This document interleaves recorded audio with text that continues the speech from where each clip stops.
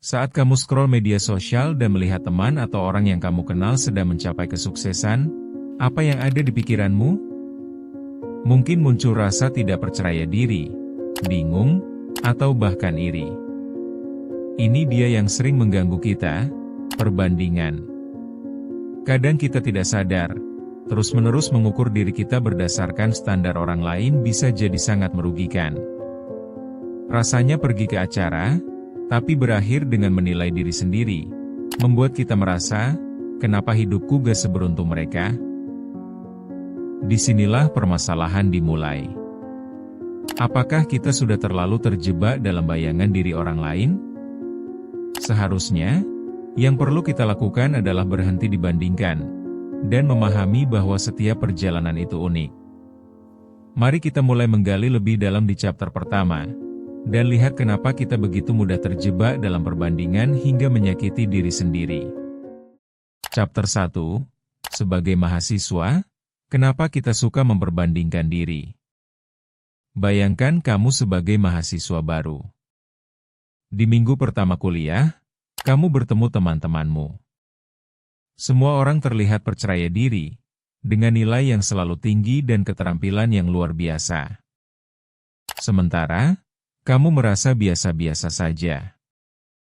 Dalam pikiran, mulai muncul perbandingan, kenapa aku tidak secerdas mereka?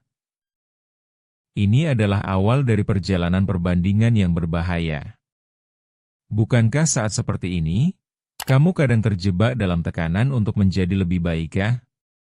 Ternyata, banyak dari kita tidak menyadari bahwa setiap orang membawa beban dan perjalanan masing-masing. Ketika kita membandingkan diri dengan orang lain, kita seringkali melupakan bahwa mereka juga mungkin merasa sama sekali tidak sempurna. Jadi, apa yang seharusnya kita lakukan? Mungkin saatnya untuk menghentikan kebiasaan ini, dan mulai fokus pada kekuatan kita sendiri, bukan orang lain. Chapter 2. Standar bikin mentalmu hancur. Mengapa kita patuh pada standar yang diciptakan orang lain? Dalam hidup, kita sering terjebak dalam harapan tinggi yang tidak realistis. Misalnya, di dunia kerja, seorang rekan kerja baru saja memperoleh promosi, sementara kamu masih berjuang di posisi yang sama. Disinilah letak masalahnya, standar itu diciptakan oleh orang lain. Kita terus-menerus membandingkan pencapaian kita dengan orang lain hingga lupa bahwa itu bukan representasi dari kemampuan kita. Ternyata, perbandingan ini merawat ketidakpuasan dan rasa tidak berharga. Jika kinerja kita tidak sama dengan orang lain, kita merasa gagal. Alih-alih menilai diri kita dengan patokan orang lain, penting untuk menetapkan standar pribadi berdasarkan visi dan impian kita. Kita perlu memahami bahwa bukan pencapaian yang menentukan nilai diri kita, melainkan usaha dan kemajuan yang telah kita buat sejauh ini. Chapter 3. Sosial media, cinta dan benci. Sosial media adalah alat yang hebat, tapi juga bisa menjadi sumber kecemasan yang luar biasa. Setiap kali kamu membuka Instagram atau TikTok, timeline dipenuhi oleh gambar-gambar orang-orang sukses, perjalanan yang menakjubkan, atau foto-foto makanan enak. Dan siapa yang tidak merasa tertekan melihat kebahagiaan orang lain? Sambil merenungkan kenapa tidak bisa bahagia seperti mereka? Lalu kita jadi terus membandingkan kebahagiaan mereka dengan tidak bahagiaan kita, kan? Ini adalah jebakan yang banyak dari kita terjebak. Kita mulai mempertanyakan diri, apa kurangnya kita?